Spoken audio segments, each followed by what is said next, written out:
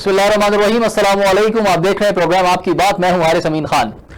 China ने एक project start किया 2013 में, जिसको बेल्ट रोड इनिशिएटिव कहते हैं। अब बेल्ट रोड इनिशिएटिव BRI जो है वो 60 से ज्यादा ममालिक से वो गुजर रहा है। अब चाइना ने ये प्रोजेक्ट इसलिए शुरू किया कि अपनी जो बरामदात हैं, दरामदात हैं, उनमें जो है बेहतरी ला सके। दुनिया के साथ अपना जो उसका कनेक्शन है, उसने एक रोड और एक जो है बेल्ट तामीर करने का काम शुरू किया हुआ और काफी तेजी से उस पर वो काम कर रहे हैं। हमारा जो CPEC है चाइना के साथ, जो हमारा एक चाइना पाकिस्तान इकोनॉमिक कॉरिडोर जो है, वो भी उसी प्रोजेक्ट का एक हिस्सा है। चाइना ने इसी तरह के जो प्रोजेक्ट्स हैं वो दुनिया के 60 से ज्यादा ममालिक के साथ जो है वो इनिशिएटिव उसने लिया हुआ है, और जो कि एक दलील है, एक वजह नजर आती है कि चाइना जो है बहुत जल्द दुनिया में सबसे टॉप जो कंट्री होगा, जो सुपर पावर का जिसको स्टेटस हासिल होगा, तो लग ही रहा है कि चाइना उस हद को पहुंच जाएगा। अब इसी BRI को लेकर अमेरिका काफी परेशान दिखाई देता है, और उसके साथ साथ जो है इंडिया भी परेशान। इंडिया इसलिए नहीं परेशान कि चाइना क्यों जो है 60 ममालिक के साथ या उससे पूरी दुनिया के साथ लिंक कर रहा है। इंडिया को परेशानी असल में यह है कि ईरान ने जो है हाल ही में अपना ट्रेड जो है वो इंडिया के साथ खत्म करके, हालांकि ईरान के साथ इंडिया का एक बेहतरीन जो है उनके ताल्लुकात थे और बरामदात उनकी आपस में चलती रहती थी, लेकिन कुछ वजूहात की बिना पर उनकी जो ये जो ताल्लुक था वो खराब हो गया। अब जो है ईरान ने अपना जो कनेक्शन है वो जोड़ लिया है चाइना के साथ। अब ये काफी इस तरह की इंटरनेशनल कुछ इश्यूज हैं जिस पर हमें आज ज्वाइन किया है जनाब मोहम्मद यासीन सुल्तान राजा साहब ने, जो माहिर हैं इन उमूर के और डिफेंस एनालिस्ट है। अस्सलाम वालेकुम। जी वालेकुम अस्सलाम। यासीन सुल्तान साहब, बहुत शुक्रिया आपने हमें ज्वाइन किया। सर, चाइना और इंडिया, सबसे पहले मैं इसी की बात करूंगा। लद्दाख में जो हो रहा है, जून में हुआ, उसमें 20 उन्होंने तकरीबन इंडियन आर्मी के लोग जो है उनको मार दिया, और लद्दाख पर जो है उनकी झड़प जारी है। उसकी जरा तफसीलात बताएं कि उसका जो है रीजन पर क्या इम्पैक्ट है इस लड़ाई का। जी, first of all I would like to congratulate you कि आपने यह जो टॉपिक है, ये आजकल सबसे ज्यादा वर्ल्ड मीडिया में इसकी इम्पोर्टेंस और कवरेज हो रही है, और आपने इसके ऊपर प्रोग्राम किया है। This is really very interesting. First of all, जो चाइना और इंडिया के दरमियान जो भी करंट कॉन्फ्लिक्ट जो लद्दाख में चल रहा है, इसको समझने के लिए पहले आपको जो इंटरनेशनल पॉलिटिकल गेम, जो डायनामिक्स है इंटरनेशनल पॉलिटिक्स के, वो समझने की जरूरत है। जी, जैसा कि आपने खुद जिक्र किया है, चाइना का राइज हो रहा है, और ऑब्वियसली जो यूनाइटेड स्टेट्स ऑफ अमेरिका है वो एक हेजेमोन है ऑलरेडी, है जिसको हम कहते हैं सुपर पावर है, राइट। तो सबसे ज्यादा जो चाइनीज राइज है, इसका threat United States of America को है। इसको हम इस तरह कहेंगे, ये एक इंटरनेशनल गेम है which is played at regional level. इसके पीछे है तो अमेरिका ही, लेकिन ये रीजनल लेवल पे जो अमेरिका है या अमेरिका जो है वो इस्तेमाल कर रहा है इंडिया को। ठीक है। सबसे पहले हमने जो चाइनीज फॉरेन पॉलिसी सिंस 1949 जो रही है, हमें उसे देखने की जरूरत है कि चाइनीज फॉरेन पॉलिसी है वो किस चीज को प्रोपोगेट करते हैं। चाइनीज ने हमेशा कहा है कि we are going to have a mutual respect for the sovereignty and the territorial integrity of other states. उन्होंने कहा है कि हम बाकी मुल्क हैं उनके, हम जो सोवरेनिटी पे कोई कॉम्प्रोमाइज या उसके साथ हम कोई छेड़छाड़ नहीं करेंगे। फिर नॉन एग्रेशन इंडिया हमेशा चाइना ने शो किया है। उसके इमीडिएट नेबर्स में सिवाय इंडिया के उसकी कोई इस तरह की जंग नहीं हुई, अगर हम रिसेंट पास्ट में देखें। यस। फिर नॉन इंटरफेरेंस हमने नहीं देखा उन्होंने किसी इंडिया के अंदर या किसी और ममालिक के अंदर कोई टेररिस्ट एक्टिविटीज या इस तरह की इंटरनल अनरेस्ट क्रिएट करने की कोशिश की हो। फिर वो इक्वलिटी के ऊपर बिलीव करते हैं और पीसफुल कोएग्जिस्टेंस। तो जैसा कि आपने पहले शुरू में बताया था कि इंडिया और चाइना का जो अभी लद्दाख में जो इशू हुआ है, ये एक बहुत इंपॉर्टेंट डेवलपमेंट है। अनफॉर्चुनेटली रीजनल लेवल पे इसको जो मीडिया है उसने हाईलाइट उस तरह नहीं किया जिस तरह करना चाहिए, क्योंकि हम भी लोकल मीडिया भी इवन फॉलो करते हैं। जी। दो बड़ी इंपॉर्टेंट चीजें हुई हैं पिछले 2 साल में, जो कि वही दोबारा मैं कहूंगा कि इसको किसी ने नोट नहीं किया। एक जो इंडिया ने कश्मीर का स्टेटस चेंज किया, लद्दाख का भी स्टेटस चेंज किया, चाइनीज को ये बात बिल्कुल पसंद नहीं आई।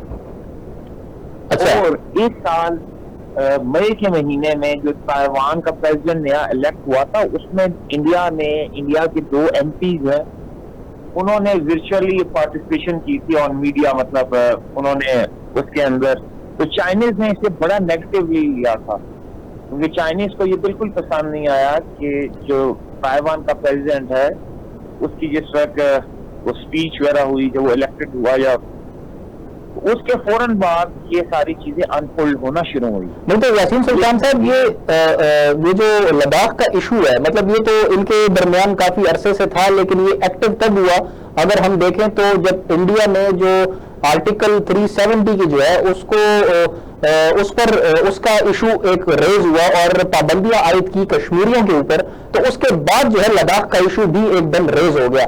तो क्या वो उस वजह से इम्पैक्ट हुआ कि यार पाकिस्तान दोस्त की वजह से, क्या वो इसमें एक फरीक है, या पाकिस्तान की भी कुछ हद तक इसमें मुदाखलत थी? असल में ये आपने बड़ा इंपॉर्टेंट सवाल किया है। असल में जो लद्दाख का इशू था, इससे पहले 3 एग्रीमेंट्स चाइना और इंडिया के हुए थे।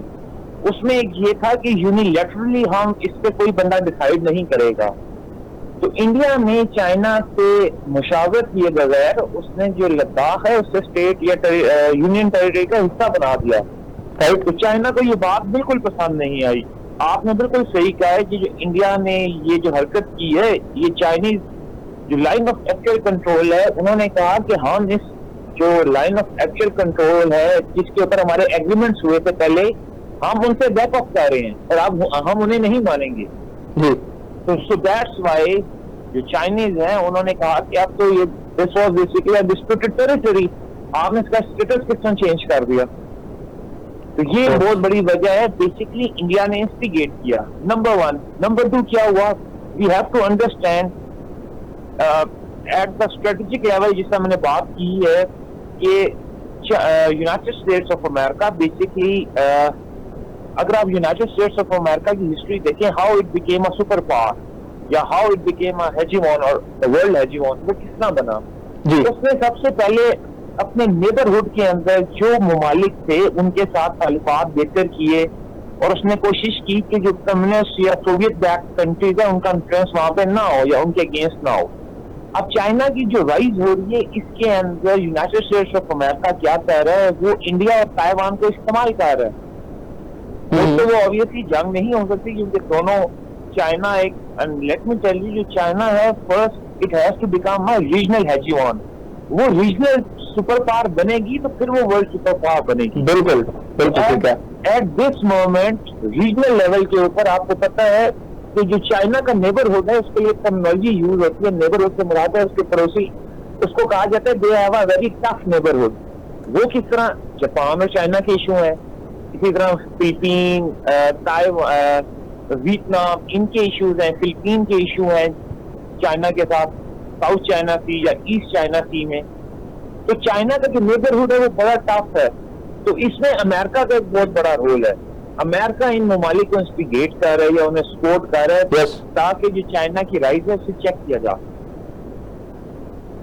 नहीं तो अब जो इंडिया को जो लद्दाख में इनके खिलाफ खड़ा हुआ है, तो क्या आप मतलब यूएस से उसको इस्तेमाल कर रहे हैं इंडियंस को, ताकि वो चाइना के खिलाफ खड़ा हो और उनकी जो कंसंट्रेशन है वो एक तरफ जो है डाइवर्ट कर पाए? अभी जो मैंने आपको आंसर किया था वो एक स्ट्रेटेजिक लेवल पे था। Now I will come to the tactical level. Tactical level का आपका ये सवाल है जो आपने पोस्ट किया है कि अभी क्या अमेरिका इंडिया को यूज कर रहा है या नहीं कर रहा।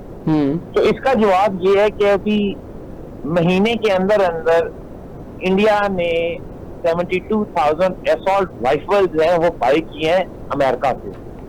उसके अलावा उनके सर्टन अर्टरली के बॉम्ब वगैरह होते हैं वो उन्होंने बाय किए हैं।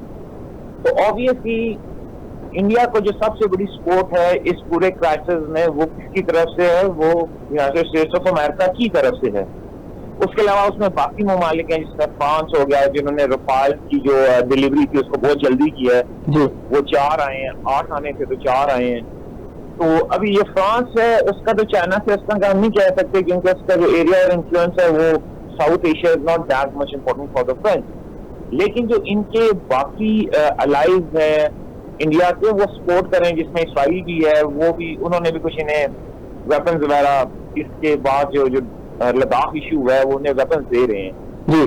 तो इंडिया का अपना रिसेंटली $5 बिलियन का उन्होंने पिछले 3 महीनों में $5 बिलियन का एक प्रोजेक्ट बनाया है, जिसमें उन्होंने कहा है हम अपना जो डिफेंस है उसको इम्प्रूव करेंगे। तो ये obviously United States of America और इंडिया का जो इस वक्त सबसे बड़ा इशू हुआ है इन द रीजन, इंडिया के जो अलाइज थे वो उसको छोड़ते जा रहे हैं, जिसमें आपको याद है कि नेपाल का वो एक इशू हुआ, उन्होंने मैप एक अपना लॉन्च किया। बिल्कुल। उन्होंने कहा ये जो एरियाज इंडिया ने क्लेम किए हैं ये तो हमारे एरियाज हैं। यस। और अभी आपको पता है कि 2 हफ्ते पहले एक और हुआ कि जो चाबहार में जो रेलवे लाइन डाल रहे थे या जो चाबहार पोर्ट की डेवलपमेंट से रिलेटेड जो इंफ्रास्ट्रक्चर था, उसमें चाइना ने 25 ईयर्स $400 बिलियन का एक प्रोजेक्ट साइन किया है। नाउ इस रीजन में जो ईरान है वो भी इंडिया के इन्फ्लुएंस से बाहर हो चुका है। यस बिल्कुल। तो ये चीज है। अच्छा ये बताइए कि ये जो ईरान और इंडिया की आपने बात की, वो उसमें जो चाइना की मुदाखलत हुई है, तो वो चाइना अपनी चाल चलने में कामयाब रहा या इंडियंस की ये जो पॉलिसीज थी वो वीक थी? अच्छा, आपको मैं एक चीज बताना चाहता हूँ कि the 21st century is the century of geo economics. ये जो तजारत है, दुनिया इस वक्त अपने प्राइम में है as well as economic connectivity is concern जी। तो जो चाइना है, वो जो चाइना का राइज बेसिकली हो रहा है वो इकोनॉमिक राइज हुआ है, ठीक है। स्टिल जो चाइना है वो militarily it's not in competition with United States of America, इनका कंपैरिजन नहीं कर सकते। आप ज़ेरे जमीन देखें, आप अंडर द सी देखें, आप ऑन सी देखें, आप इन स्पेस देखें, अमेरिकन टेक्नोलॉजी हर जगह छाई हुई है। टेक्नोलॉजी अमेरिकन है, उसको कोई एट द मोमेंट कोई चैलेंज नहीं कर सकता, लेकिन ये जो सुपर पावर बनते हैं इसका एक स्टेप बाय स्टेप वो चलते हैं। असल में हुआ यूं कि जब ईरान के ऊपर सैंक्शंस लगी थी आज से 3, 4, 5 साल पहले, उसमें इंडिया और ईरान के बड़े ट्रेड एग्रीमेंट्स थे। आपको एक और याद होगा, India Pakistan Iran gas pipeline का प्रोजेक्ट था। ये अंडर द अमेरिकन प्रेशर आके इंडिया इन चीजों से बैक ऑफ होता रहा आहिस्ता आहिस्ता। बिल्कुल। और ये जो चाबहार या ये जो चाबहार जायदान जो रेलवे लिंक लाइन जो बिछनी थी, इंडिया ने इसमें अपनी जो स्पेस है वो बड़ी स्लो रखी। वो उन्हें थोड़ा थोड़ा पैसा आहिस्ता आहिस्ता काम कर रहे थे कि अमेरिका नाराज ना हो। तो जो ईरानियंस हैं वो भी फूस पैराडाइज में तो नहीं रह रहे। उन्हें जब चाइना की तरफ से एक ऑफर आई जिससे ये था कि उनकी जो इकोनॉमी है उसने इम्प्रूव होना था, क्योंकि they are already under certain sanctions. तो आपको पता है कि इंटरनेशनल रिलेशंस में जो स्टेट का सर्वाइवल है वो एक सबसे ज्यादा जरूरी चीज होती है। मेरी आपकी एग्जिस्टेंस नहीं है अगर पाकिस्तान की सर्वाइवल नहीं है। पाकिस्तान होगा तो आप रमेन। ऑफ कोर्स, बिल्कुल। ईरानियन जो फॉरेन पॉलिसी मेकर्स हैं उनको ये चीज तो पता होगी, but they must be waiting for the right time, और उन्होंने इंडिया को अबैंडन कर दिया। पता तो उन्हें भी हुआ होगा कि India they are playing a double game with us. नहीं तो अभी क्या इंडियन और जो, क्योंकि हमने कई मरतबा देखा है बलोचिस्तान के लिए ईरान की सरजमीन इंडिया हमेशा इस्तेमाल करता रहा है, अगर हम उस तरफ आए तो क्या अब उस तरह से भी ईरान उस तरह का साथ नहीं देगा इंडियंस का? ये आपने बहुत एक अच्छी बात की, जिस तरह कुलभूषण यादव है वो भी उसी साइड से एंटर हुआ था। देखिए, अब हम लोगों को जो रीजनल, मैं आपको हमेशा रीजन की बात करता हूँ, अगर आप यूरोपियन यूनियन को देखिए, why it became a strong block in the past या अभी भी है, कि उन्होंने इस तरह के जो कॉन्फ्लिक्ट्स थे या डिस्प्यूट्स थे उसको अपने आप को बाहर किया। तो ये ईरानियन पॉलिसी मेकर्स को सोचना पड़ेगा। और ऑब्वियसली इस डेवलपमेंट के बाद जो ईरान और इंडिया के जो इस तरह के लिंक्स थे जिससे पाकिस्तान डिस्टेबलाइज इंडिया कर रहा था, या हो सकता है कि जो इंडिया है वो ईरान को बताए बगैर under the guys of trade and economic cooperation वो इस तरह के बंदे थ्रू ईरान पाकिस्तान में इन्फिल्ट्रेट करता रहा हो, ये भी हो सकता है। तो जब ईरानियंस हैं now they are with the Chinese as far as these projects are concern, तो obviously they can be a very good partner in the CPEC as well. तो obviously जो ईरान है वो इंडिया का एक मोहरा नहीं बनेगा, ठीक है। वो उसके नेफेरियस डिजाइन को आगे कैरी नहीं करेगा, क्योंकि ऑब्वियसली ईरान को भी पता है कि पाकिस्तान स्टेबल होगा, सीपैक कामयाब होगा, तो इसमें ईरान का भी फायदा है डायरेक्टली। क्योंकि 21वीं सदी में देखिए, मैं आपको बार बार बता रहा हूँ, जो मुल्क जापान, साउथ कोरिया, चाइना, इनका अगर आप राइज देखें, इसमें एक बड़ी जरूरी बात है जो हम मिस कर गए हैं। जो अमेरिका को इस वक्त जो सबसे बड़ी थ्रेट है वो इमरजेंस ऑफ चाइना है और री इमरजेंस ऑफ रशिया है। सही। आप जब चाइना को देखते हैं तो आप इस मौके के ऊपर आप रशिया को बीच में से नहीं निकाल सकते। आपको पता है जो SCO है, शंघाई कोऑपरेशन ऑर्गेनाइजेशन, जी जी, उसके अंदर पाकिस्तान और इंडिया भी शामिल हो चुके हैं। बिल्कुल। चाइना भी उसका हिस्सा है। इंडिया की जो फॉरेन पॉलिसी है उसके अंदर एक बहुत बड़ा झोल है, ठीक है, it's not a balanced one. एक तरफ वो अमेरिका के साथ स्ट्रेटेजिक पार्टनरशिप करते हैं और दूसरी तरफ वो SCO के मेंबर भी बन रहे हैं। तो ये चीजें बड़ी इंटरेस्टिंग होनी है आने वाले चंद सालों में as far as the regional politics is concern. Sir, दो सवाल मुझसे पूछा था, आपने कहा था कि इसका इम्पैक्ट क्या होगा, ये जो लद्दाख में इश्यू हुआ है जी। बेसिकली इसके जो 3 इंपॉर्टेंट इम्पैक्ट जो रीजन में पड़ रहे हैं या पढ़ना शुरू होंगे, एक है मिलिटरीली इसका इम्पैक्ट क्या होगा, इकोनॉमिक क्या है, फिर पॉलिटिकल क्या है। मिलिटरीली जो भी इंडिया है वो वेपन्स तो बाय कर है, लेकिन ये आपको भी पता है, मुझे भी पता है कि बॉर्डर स्कर्मिशेस के अलावा जो आजकल इनकी आपस में हाथापाई होती है, ये लिमिटेड वॉर में कन्वर्ट होना बड़ा मुश्किल है। इसकी वजह यह है कि जो चाइनीज हैं वो तैयारी कर आए हैं। आज से 4 साल पहले 4-5 साल पहले डोकलाम का इशू हुआ था, आपको याद होगा जी। उसके बाद जो चाइनीज हैं वो 1 लाख तकरीबन फौज लेकर आए थे इस रीजन में, जो उन्होंने 5 साल वहां रखी है। वहां पे उन्होंने उन्हें एक्सरसाइजेस करवाई हैं, वहां पे उन्होंने पूरा एक थिएटर बना के दिया है, उसके अंदर एक्लिमेटाइजेशन ऑफ ट्रूप्स हुई है, कैलिब्रेशन ऑफ वेपन्स हुई है, एक्सरसाइजें हुई हैं। इंडिया ने तो अभी जब ये लद्दाख का इशू शुरू हुआ तो उन्होंने राजस्थान और इस इलाकों से फौज ऊपर लेके गए हैं, गर्म इलाकों से ठंडे इलाकों में फौज, मतलब they went there ill prepared, उन्हें इस चीज का तदारुक नहीं था। तो इसका जो सबसे बड़ा मिलिट्री इम्पैक्ट है वो ये है कि यहाँ पे रीजनल आर्म्स रेस शुरू होगी, क्योंकि जब इंडिया वेपन्स बाय करेगा तो ऑब्वियसली पाकिस्तान भी इनसिक्योर फील करेगा जी। तो सबसे पहले तो ये है कि ये इसका एक मिलिट्री इम्पैक्ट है इन द रीजन। उसके अलावा जो सेकंड होगा, अगर आप रिसेंट स्टैट्स देखें, इंडियन इकोनॉमी है वो बड़ी स्लो हो चुकी है। उसमें एक जो सबसे बड़ी वजह ये है क्योंकि ये they are in a mad race to acquire weapon, ठीक है। तो उससे इकोनॉमी सफर होगी इस पूरे रीजन की। साउथ एशिया का जो रीजन है उसमें जब ममालिक असला खरीदेंगे तो यकीनन उनकी इकोनॉमी सफर करेगी। तो आपको पता है कि इस खित्ते में कितनी गुर्बत है, ऊपर से ये जो अभी कोरोना का जो आया था उससे इकोनॉमी और स्लो हो गई पूरी दुनिया की और इस खित्ते की। फिर उसका पॉलिटिकल इम्पैक्ट क्या होगा? उसका पॉलिटिकल इम्पैक्ट ये होगा जो मैंने आपको पहले बताया था जी, कि इस रीजन में अनार्की आएगी। सियासी तौर पे जो अमेरिका है वो और ज्यादा इंस्टिगेट करेगा ताइवान और इंडिया को चाइना के खिलाफ। तो इसके ये 3 और फैक्टर्स थे जो मैंने कहा मैं आपको बता दूं जी। अच्छा, ये बताइएगा कि पाकिस्तान की अगर हम इन पर्टिकुलर बात करें तो लद्दाख की जो ये लड़ाई हुई है तो मैं उस तरफ बाद में आऊंगा कि CPEC का उससे कितना लिंक है। लद्दाख पे जब चाइनीज फोर्सेस जो है वो काबिज हो गई, लेकिन इस लड़ाई का रीजन की तो आपने बड़े अच्छे से एक्सप्लेन किया। इन पर्टिकुलर अगर हम पाकिस्तान की बात करें तो पाकिस्तान पर क्या मस्बत या मनफी असरात इसके पड़ते हैं इंडियंस और चाइनीज की आपस में जो कुशीदगी है? अच्छा, आपने अभी एक वर्ड यूज किया था जो चाइनीज हैं उन्होंने कोई आपने पहली बात तो ये कि वो डिस्प्यूटेड एरिया है जी, वो लाइन ऑफ कंट्रोल है, उसमें कोई प्रॉपर्ली मार्क बॉर्डर नहीं है।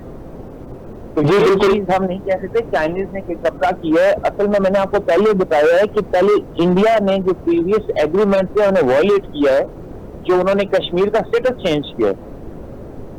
तो चाइनीज ने ये कहा है कि now we are not going to adhere to any previous agreement. अच्छा, ये एक चीज होगी। दूसरा आपने कहा है कि इसका खास तौर पे पाकिस्तान के ऊपर क्या इम्पैक्ट है।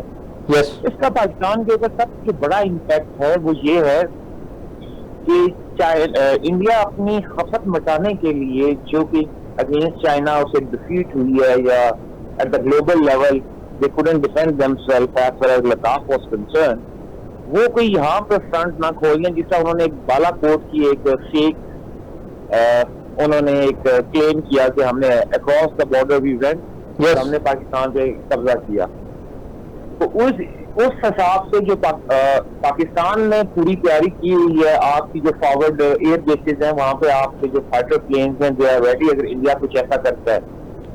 सेकेंडली ऑब्वियसली पाकिस्तान और चाइना दोनों बहुत बड़े एलाय हैं। पाकिस्तान का हमेशा जो टिल्ट है वो टुवर्ड्स चाइना ही रहा है जी। अगर हम 1947 से देखें तो इससे ये होगा कि पाकिस्तान और जो चाइना है, आपको जरा समझने की जरूरत होगी कि पाकिस्तान और चाइना की आपस में मिलिट्री एक्सरसाइजेस काफी अच्छे से हो रही हैं। बिल्कुल। इनका आपस में रिसर्च एंड डेवलपमेंट GS-17 काफी प्रोजेक्ट्स चल रहे हैं। आपका कम्युनिकेशन सिस्टम है, तो ये इंडिया को बहुत बड़ा इंडिया पे इसका एक प्रेशर है। जिसमें हम आर्टिफिशियल इंटेलिजेंस की बात करते हैं या 5G communication technology, 4G communication technology की बात करते हैं, तो पाकिस्तान की मुसल्लह अफवाज और चीन की मुसल्लह अफवाज इनका आपस में बड़ा अच्छा कम्युनिकेशन है। बिल्कुल।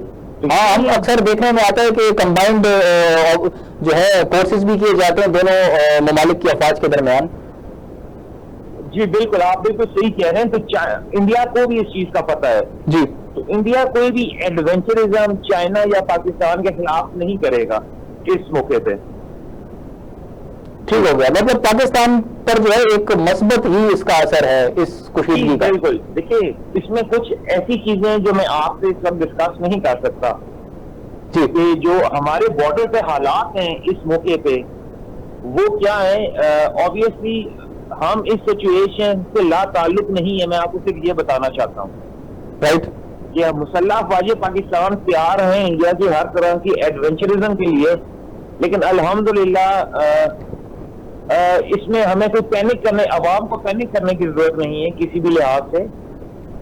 ठीक है, इसमें और बहुत ज्यादा डेवलपमेंट्स हैं, लेकिन वो just you have to understand कि इसके रिपरकशंस क्या हो सकते हैं। ये जो इंडिया एडवेंचरिज्म करना चाहता है अगेंस्ट चाइना या पाकिस्तान, लेकिन उन्हें इस चीज का पता चल चुका है कि the both countries at the strategic and the tactical level, the armed forces, there was very good collaboration with each other in each and every aspect.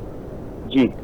अच्छा यासीन साहब, अभी जो सी पैक की हम बात करें तो लद्दाख जो है वो जो है उसका बॉर्डर जो है वो सी पैक को एक मेरा ख्याल है वाइड एक रास्ता है जिसकी अगर चाइनीज फोर्सेस वहां पर डिप्लॉयड ना होती तो शायद उनके लिए सी पैक एक इजी टारगेट था इंडियंस के लिए।